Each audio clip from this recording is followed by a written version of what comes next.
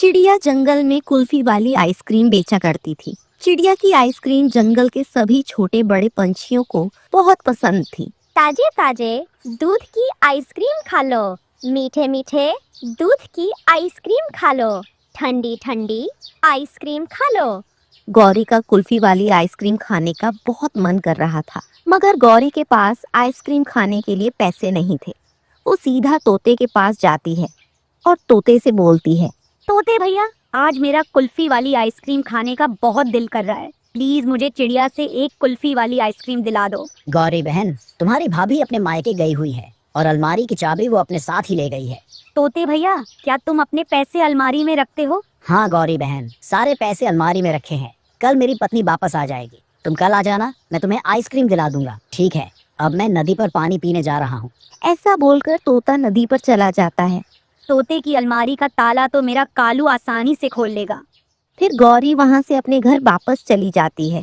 कालू तो पूरा दिन घोड़े बेचकर सोता ही रहता था। कालू जी, उठो उठो, जल्दी से उठ जाओ और मेरा एक काम कर दो। गौरी, तुम मुझे ठीक से सोने भी नहीं देती हो। अब जल्दी बताओ क्या काम करना है। कालू जी, तुम्हें तोते के घर जाना है और उसकी अलमारी का ताला खोलना है। गौरी, तुम ये क्या कह रही हो? दिन में चोरी करनी है और वो भी तोते के घर में? अगर तोते ने पकड़ लिया तो मुझे बहुत मार पड़ेगी। कालू जी, तुम अपनी इतनी प्यारी पत्नी के लिए थोड़ी मार नहीं खा सकते। कुछ भी हो, मुझे तोते की अलमारी से पैसे चुराने हैं। फिर कालू अपने घर से निकलता है और सीधा तोते के घर चला जाता है।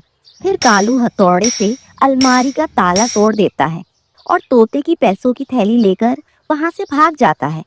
गौरी, लो, हो गया तुम्हारा काम और अब मुझे चैन से सोने देना। मेरा कालू कितना अच्छा है, मुझे पता था मेरा कालू मेरे लिए ये काम चुटकियों में कर लेगा। फिर गौरी थैली से कुछ पैसे लेती है और बाकी के पैसे अपने घोंसले में छिपा देती है। गौरी सीधा चिड़िया के पास जाती है। चिड़िया बहन, ये लो पैसे और मुझे कुल्फी वाली 2 आइसक्रीम दे दो। गौरी बहन, आज तो बहुत खुशी की बात है जो आज तुम 2 आइसक्रीम खा रही हो। फिर गौरी चिड़िया से 2 कुल्फी वाली आइसक्रीम ले लेती है और वहीं बैठकर मजे से आइसक्रीम खाने लगती है। कभी तोता भी नदी से पानी पीकर आ जाता है। रास्ते में गौरी को आइसक्रीम खाता हुआ देखकर वो उसके पास चला जाता है। गौरी बहन, एक आइसक्रीम मुझे भी दे दो। तोते जाओ और अपने घर से पैसे लेकर आओ, तब अपने पैसों से आइसक्रीम खाना। गौरी बहन, जब तुम मेरे पैसों से आइसक्रीम खाती हो, जरा वो भी समय तो याद करो। मोटी चोंच वाले, अब भागो यहाँ से। जब मैं तुमसे पैसे लूंगी तब देखा जाएगा। फिर तोता अपने घर चला जाता है। अपने घर की अलमारी खुली देखकर तोता रोने लगता है। मैंने गौरी को क्यों बताया कि मेरे पैसे अलमारी में है? ये मुझसे बहुत बड़ी गलती हो गई, मुझे उसे नहीं बताना चाहिए था। तोता जल्दी से अपने घर से निकलता है और चिड़िया के पास जाता है। चिड़िया बहन, गौरी कहाँ गई? गौरी तो आइसक्रीम खाकर अपने घर चली गई। चिड़िया बहन, वो गौरी मेरे घर से अलमारी का ताला तोड़कर पैसे चुरा लाई है। तोते भैया, तभी आज गौरी 2 आइसक्रीम खाकर गई है। तोता रोता हुआ वहाँ से चला जाता है। फिर गौरी हर रोज चिड़िया से आइसक्रीम लेकर मजे से खाती रहती है। गौरी बहन, 2 दिन पहले तोता बता रहा था कि तुमने उसके घर से पैसे चुरा लिए हैं। चिड़िया बहन, वो मोटी चोंच वाला झूठ बोल रहा है। उस दिन मैंने आइसक्रीम देने से मना कर दिया था, इसलिए ऐसी उल्टी सीधी बातें बनाने लगा होगा। कुछ दिन बाद गौरी ने जो पैसे चुराए थे वो खत्म हो जाते हैं। कालू जी, मुझे पैसे दो, मेरा आइसक्रीम खाने का मन कर रहा है। गौरी, मेरे पास क्या पैसों का पेड़ लगा है जो तुम्हें पैसे दे दूं? रात होने का इंतजार करो, मैं रात को किसी के घर से चोरी कर लाऊंगा। मीठे मीठे दूध की आइसक्रीम खा लो, ठंडी ठंडी आइसक्रीम खा लो। कालू जी, चिड़िया आइसक्रीम बेचने आ गई है। मैं तोते के पास जाकर उसको पागल बनाकर पूछती हूँ कि अब वो अपने पैसे कहाँ रखता है। फिर गौरी तोते के पास जाती है। तोता तो गौरी से पहले ही गुस्सा था। वो गुस्से में नदी किनारे बैठा हुआ था।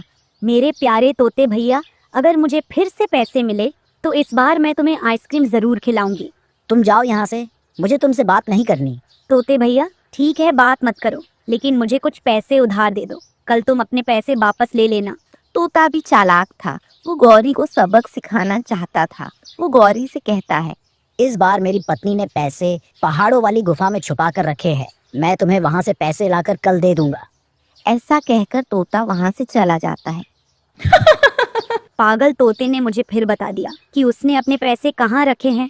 गौरी जल्दी से पहाड़ों की तरफ चली जाती है। वो एक पेड़ पर बैठकर इधर उधर देखती है और सामने वाली एक गुफा में चली जाती है। उस तोते के बच्चे ने बहुत दूर आकर पैसे छुपाए हैं, लेकिन मेरा नाम भी गौरी है। मैं पैसे ढूंढ ही लूंगी।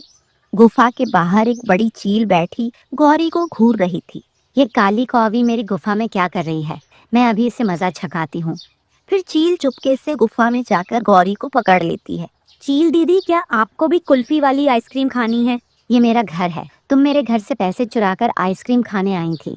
चील दीदी, मुझे तो उस मोटी चोंच वाले तोते ने बताया था कि उसने इस गुफा में पैसे छुपाए हैं। चोर जब पकड़ा जाता है तो ऐसी ही बातें बनाता है। फिर चील गौरी को पकड़कर मारने लगती है। चील दीदी, मुझे छोड़ दो प्लीज, मुझे जाने दो। फिर चील गौरी को मारते मारते गुफा से बाहर ले आती है। गौरी का शोर दूर दूर तक जा रहा था। शोर सुनकर चिड़िया अपना आइसक्रीम का ठेला लेकर वहां आ जाती है। तोता और कबूतर भी वहां पहुंच जाते हैं। चील दीदी, इसे और मारो। ये पक्की चोरनी है।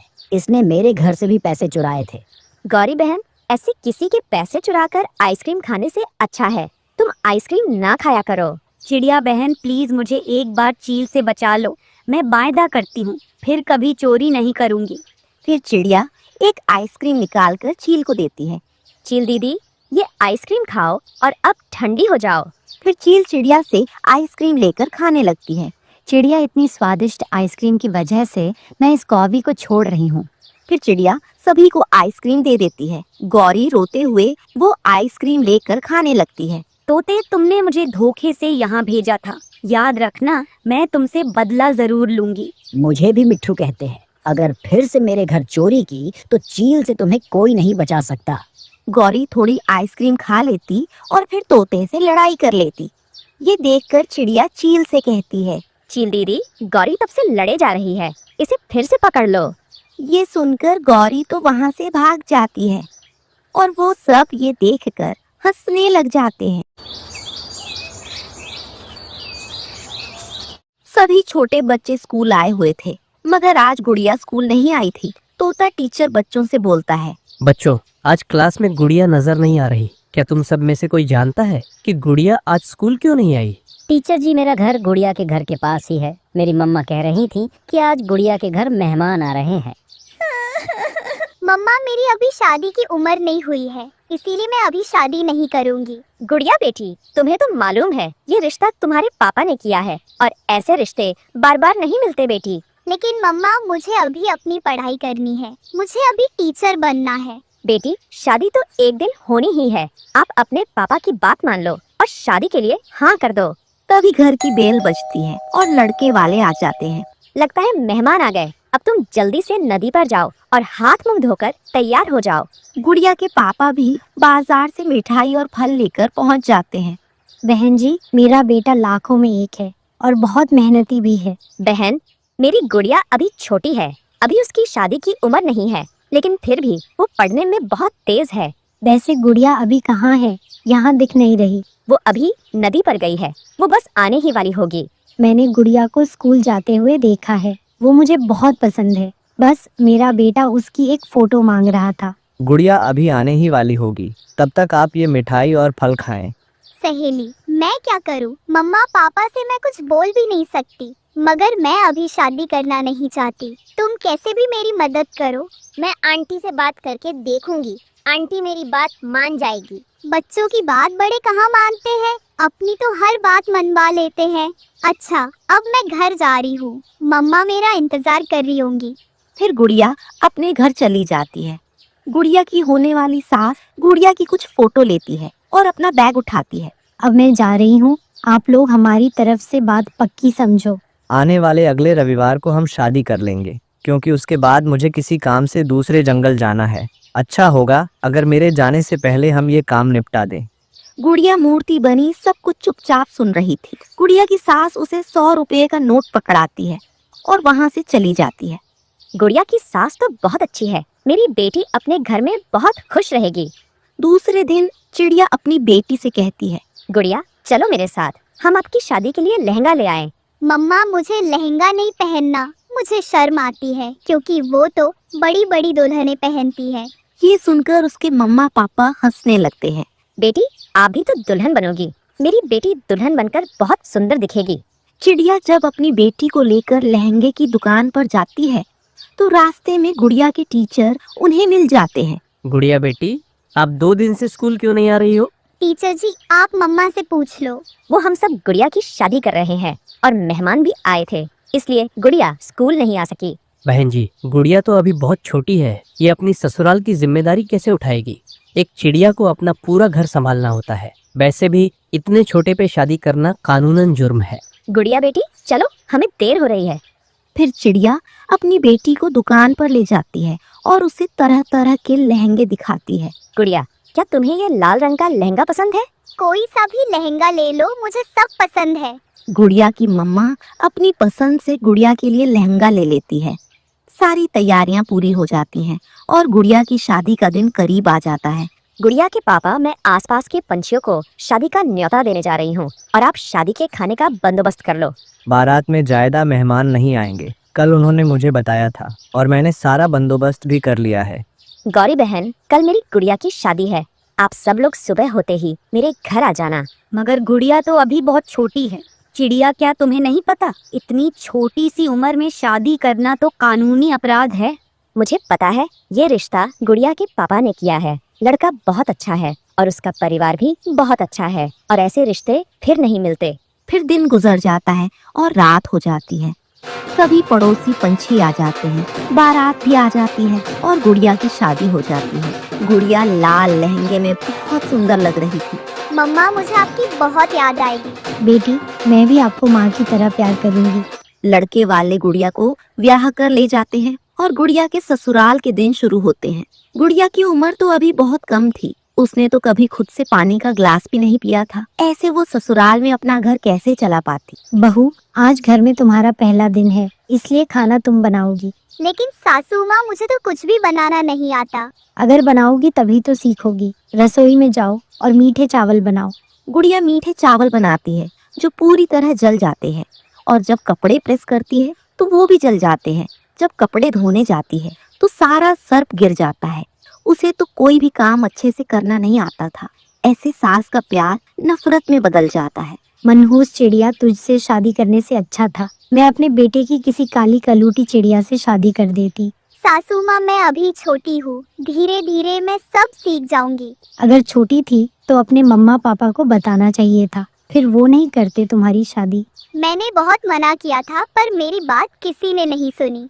अभी शादी को 1 महीना भी नहीं हुआ था और एक दिन गुड़िया की सास उसे घर से निकाल देती है।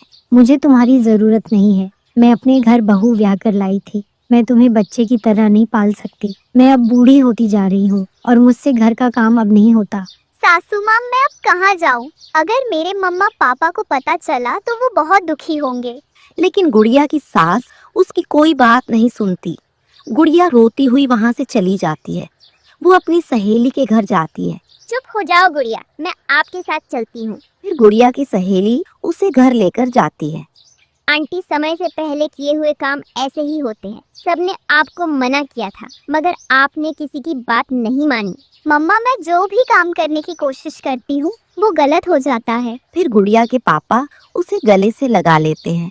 गुड़िया बेटी, मुझे माफ कर दो। मैंने आपकी इतनी जल्दी शादी करके बहुत बड़ी गलती कर दी। मेरी वजह से मेरी बेटी की जिंदगी बर्बाद हो गई। कौन कहता है मेरी गुड़िया की जिंदगी बर्बाद हो गई है? मेरी बेटी अब स्कूल जाएगी और एक दिन टीचर जरूर बनेगी। फिर गुड़िया रोते हुए अपनी मम्मा के गले लग जाती है।